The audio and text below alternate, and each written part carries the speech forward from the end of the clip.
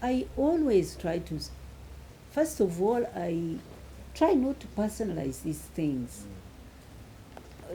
Things are not going well in our country, but we have to deal with them as public issues and not personalize them.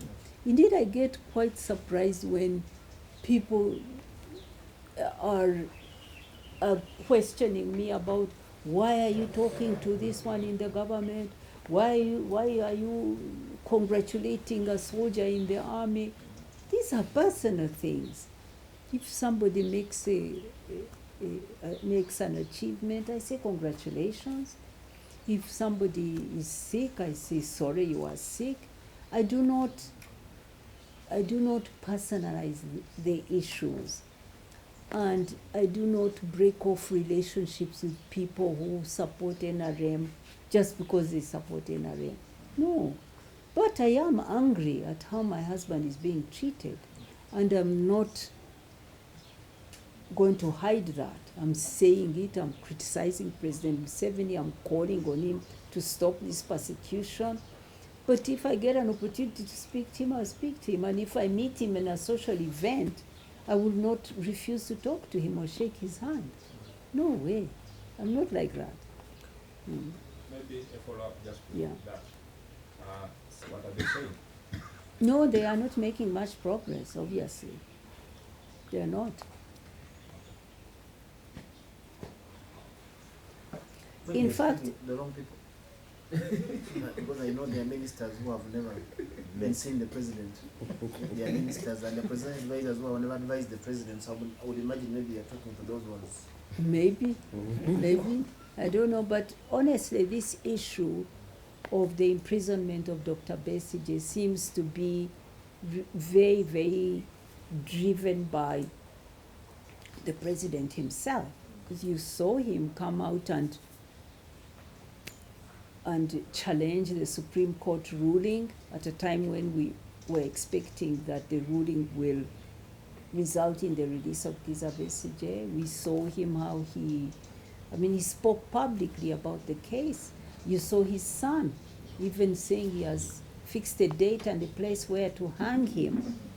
So we are seeing, that there is a strong interest and a drive of how this case will be determined coming from the president and his son. This is very concerning.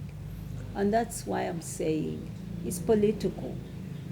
And we need to find a political solution to this. This is not about a legal matter.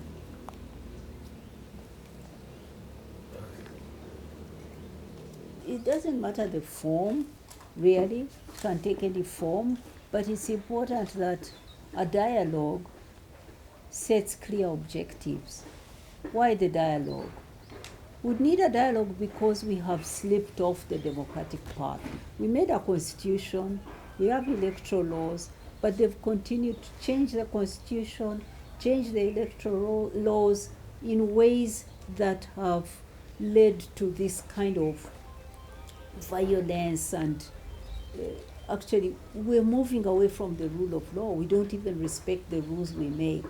So we need to have a dialogue to restore us on the path of on some reforms that will make elections truly fair and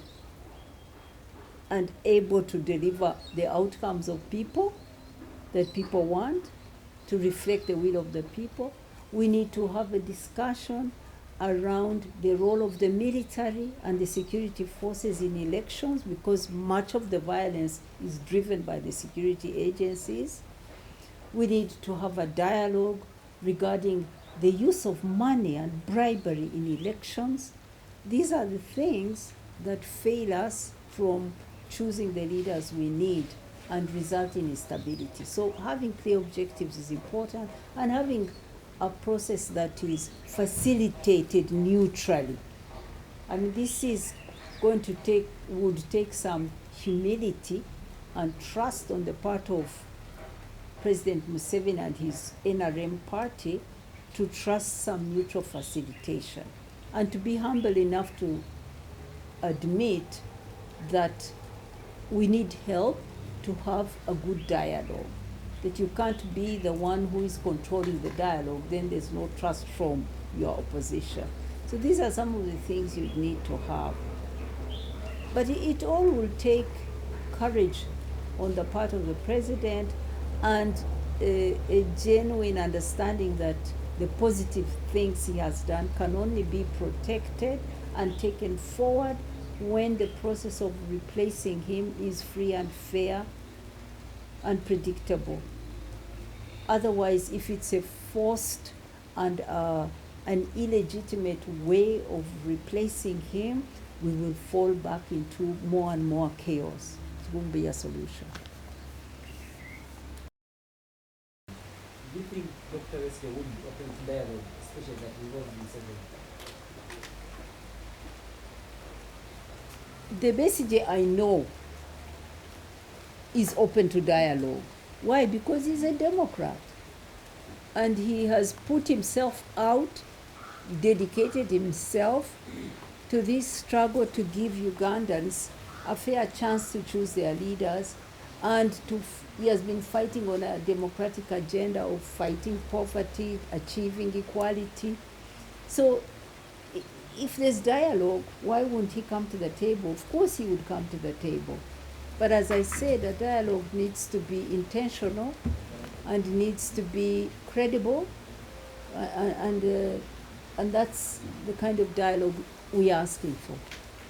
Maybe lastly from me is, to what extent has this incarceration broken his spirit? Because I know you've interfaced with him more closely than any of us. We know the basic, we look at the new basic Challenge this in the courts of We have. By the way, Dr. Kizza Besigye has, I don't think it's ever happened before that there is a case, a criminal case against someone, and there's such a huge team of lawyers offering themselves for free, pro bono, to defend an individual charged with a criminal case. I don't think it's ever happened. There are more than 50 Ugandan lawyers who have offered themselves and are fighting his case. They are joined by lawyers from the region. They keep coming each time he's appearing, from Kenya, from Tanzania, from even as far as the Comoros. There are international lawyers behind this case, international human rights organizations putting themselves forward to support him, to fight his case, because they see the injustice of it and they see the political implications for Uganda and even for the region. So there's a lot of interest and a lot of support. He has applied for bail twice, and each time they are deflecting, and we know why. President Museveni himself has said openly that he must not be given bail. So the judges are interested in justice, but at the same time they think about their careers, because they are also appointed through a system that President Museveni influences. So they are unable to deliver justice, and so they keep deflecting. So, but I'm saying now it's too much. This is unacceptable. You can't have a man who's 69 years old, who is being held in, it's some kind of solitary confinement, because he's not allowed to talk to any other prisoners. He's not allowed to socialize with them, even to pray with them. And now he's been attacked by bed bugs. He's being bitten by bed bugs, and he has a right to bail. This is violation. This is undermining his health. This is humiliating him. This is persecution. It must stop. It must. Twice this week, I went to see him on Monday. I saw him on Wednesday, and indeed I've been here just to see him for a few days. Besigye will not break. His spirit will not break. He's a person who is, by his nature, a very determined person and very purposeful. He thinks, he decides what he wants to do, and he goes for it, and he's always ready to pay the price for what he believes is just and right. So he's not broken. In fact, people who visit him say that he motivates them. That's what I found. I found him, he's worried about his situation. He's not enjoying it, definitely not. He's worried about his condition, but definitely still resolute and asserting his innocence and ready to defend himself. What does this mean? What do you think this means to Besige's trial? That was a sad day for Uganda. The day he signed that bill that is reversing a Supreme Court decision that the Constitution of Uganda protects civilians by not allowing them to be in military courts. That the Supreme Court read the Constitution and said Ugandan civilians should not be tried by the military. And he pays members of parliament money at night in cash. And they come before parliament and they pass a law reversing the Supreme Court, and then he assents to it. I have compared this to what we say in the Catholic faith. We have a sin we call sacrilege. That is a sin that's not forgivable. It is a very grave sin. It is really an assault on our Constitution. It's the most important assault, I think, we have had on our Constitution. It's a reversal of what we achieved for Uganda when we made the 1995 Constitution. I was a constitution maker. I felt hurt. Not because it has implications for my husband, which it could, but for our country, for our people, and for all those young people who are languishing in jail, like the 15 or so people who are with Besige in the cell he's in, who've been there for 10 years, thrown there and forgotten on remand. So this has serious implications for many families, but also for the future of our country. Constitutionalism, rule of law, democracy.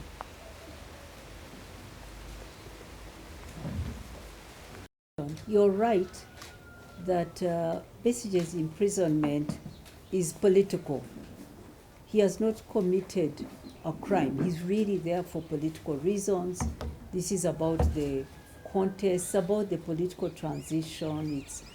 So it needs to be solved politically. The courts will not solve it. The courts are being used to keep him in prison. And you can see that since they arrested him up to now, it's 6 months, they've not even been able to try him. They've been investigating endlessly. Yes, I have talked to some people who are in the executive branch and encouraged them to have a political dialogue. I have talked to some. And I also see that there are many governments that are also trying to encourage President Museveni to find a political solution and not to criminalize. So, yes, we are trying. We are going to keep arguing for urging President Museveni to have a dialogue and not to criminalize, not just Dr. Besige, all